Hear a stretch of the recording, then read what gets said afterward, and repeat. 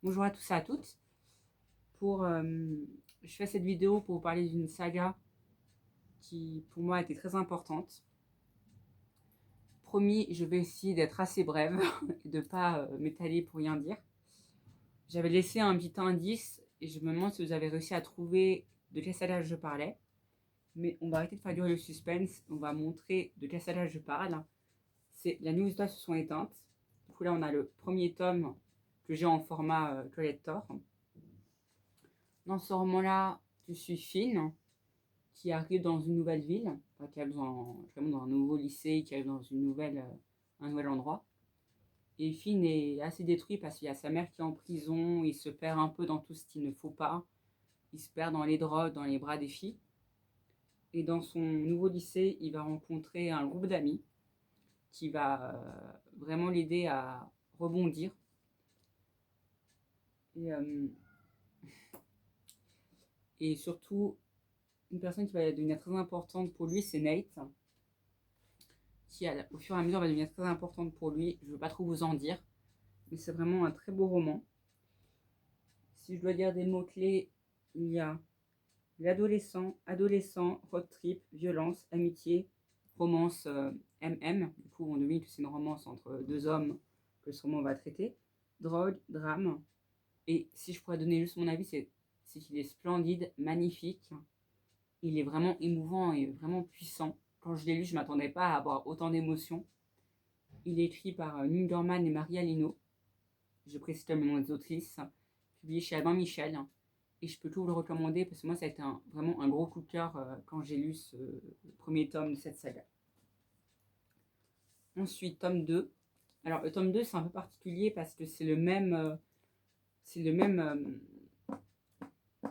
temporalité que le tome 1, sauf qu'on suit le personnage de Nate et pas Finn.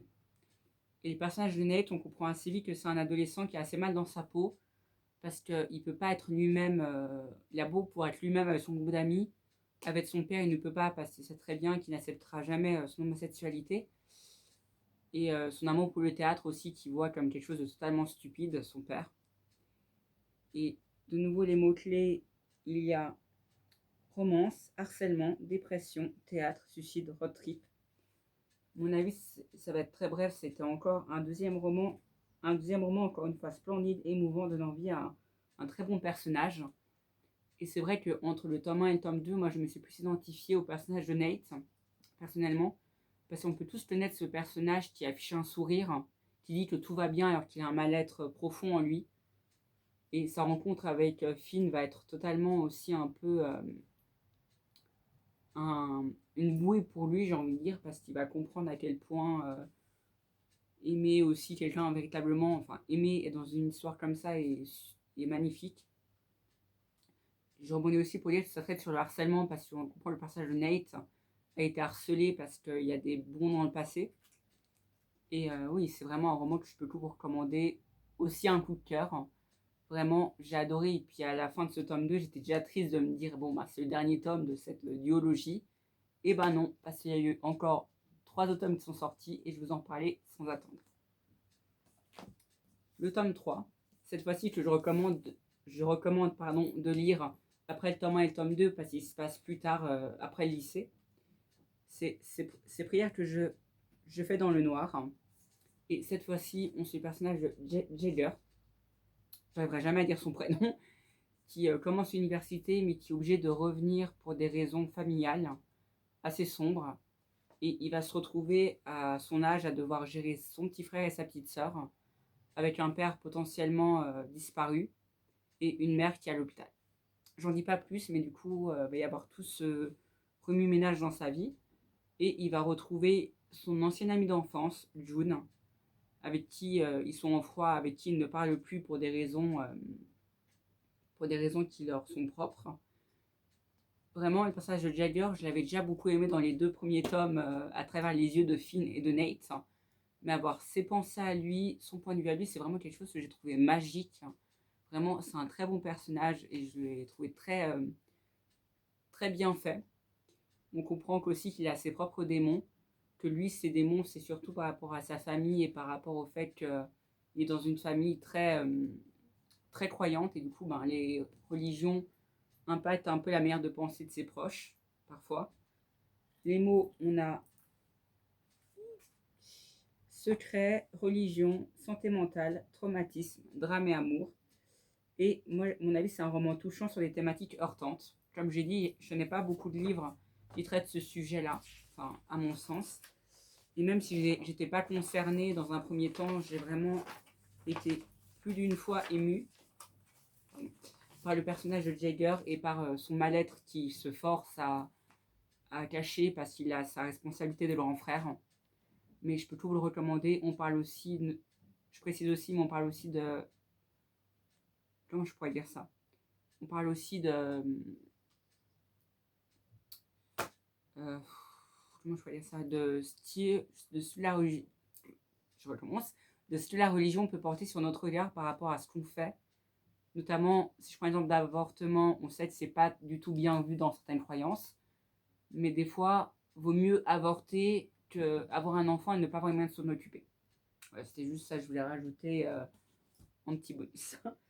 Ensuite, on a la première partie du tome 4, c'est Promesses qu'on croyait éternelles. Cette fois-ci, on retrouve les personnages de Kenna et de Kurt, meilleurs amis depuis des années, mais on comprend assez vite que Kenna a quand même des sentiments pour Kurt, mais ils sont éloignés par leurs années universitaires parce qu'ils sont plus dans les mêmes étapes pour faire leurs études. Et on comprend aussi que Kurt a aussi sa manière à lui de sentir anormal, parce qu'il n'éprouve pas forcément de désir pour des personnes. Et pour Kenna, qui est un personnage que, honnêtement, dans le tome 1, elle m'insupportait un peu, j'avoue, j'avais un peu ce côté harceleuse qui j'aimais pas trop. Mais dans celui-ci, vraiment, je la trouve vraiment bien développée. Tu comprends aussi qu'elle a eu ses propres fêlures et qu'elle a mis en place ses propres armures pour pouvoir continuer à avancer. Les mots, il y a... Je vais y arriver. Université, sexualité, romance, enfance, alcool, LGBTQ+, secret.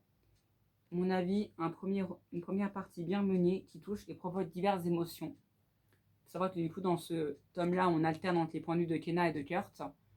Et j'ai vraiment adoré vraiment avoir ces deux points de vue parce qu'ils sont très amis. Et le titre, c'est Promesses parce qu'ils ont toute une série de promesses. Ils se sont jurés. Kurt et Kenna se sont tout promis jusqu'où les mèneront leurs promesses. Et c'est sûr que quand tu grandis, quand tu évolues, ben tu changes. Ta vision de certaines choses ne sont plus les mêmes. Et je peux que vous recommander cette première partie. Moi, je sais que quand je l'ai fini, j'étais dans un état vraiment de sidération, si je peux dire. Vraiment, je me mais c'est pas possible qu'il s'arrête là. Je veux pas voir la deuxième partie tout de suite. Mais voilà, du coup, je peux que vous le recommander si vous aimez cette saga et si vous avez envie de continuer à découvrir cette saga à travers les yeux de Kenna et de Kurt. Et la deuxième partie de ces promesses pour l'éternel, j'en ai déjà parlé dans ma vidéo des livres qui m'ont le plus marqué en 2025, pas je dis de bêtises. C'est la suite de la première partie. Et on continue à suivre Kenna et Kurt, qui les deux ont leur mal-être, ont leur moyen de s'évader. Kurt, il s'emprisonne dans des relations superficielles. Kenna, elle est totalement livrée à elle-même, avec un cousin qui n'est pas forcément bon pour elle, mais elle est persuadée. Elle a cette peur de l'abandon et du coup, elle préfère rester et avoir cette stabilité qu'elle pense être important pour elle. Je sais pas si je suis très claire, mais voilà, du coup, c'est vraiment un très bon dernier tome et j'étais tellement triste de devoir dire au revoir à ces personnages, de me dire que je les reverrai plus dans des romans parce que je me suis vraiment attachée à ce groupe d'amis qui, à des moments, sont plus comme une famille pratiquement que comme des simples amis. Les mots, on a le mot drame, tranche de vie, asexualité, amitié, famille. Une très belle conclusion de cette saga qui m'a émue du début à la fin. Et maintenant, si je dois reprendre ces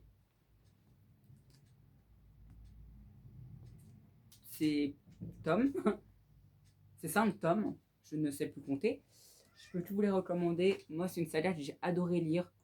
Je remercie vraiment Maria Lino et Neil Gaiman pour avoir écrit cette saga et d'avoir continué à l'écrire même après les 2 premiers tomes qui sont censés être uniques dans cette saga.